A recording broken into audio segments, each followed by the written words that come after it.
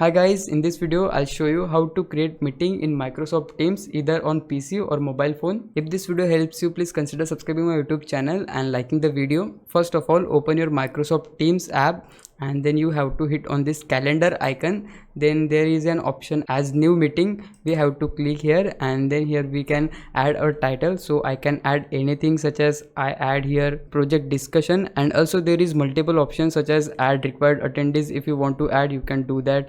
And there is an option for time. This is the important one. If you want to set your time, you can do here.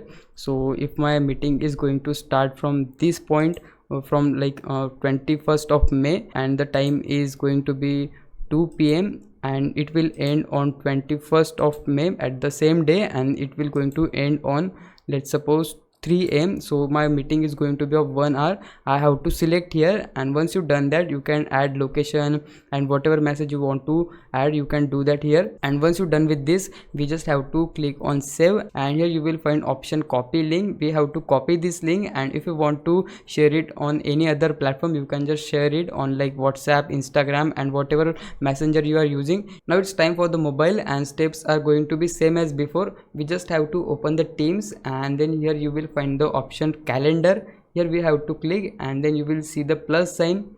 We have to click here, then you will see the option as schedule event. Just click here, then here you have to name your event. Then if you want to add specific participants, you can do that as well, and whatever changes you want to do, you can do that. Once you're done with the changes, you can hit this tick sign, and yeah, that's it. This is how you can create meeting in Microsoft Teams. Now it's your time to repay me. For that, you can just subscribe my YouTube channel. I would really appreciate it. For now, thanks for watching. Bye bye.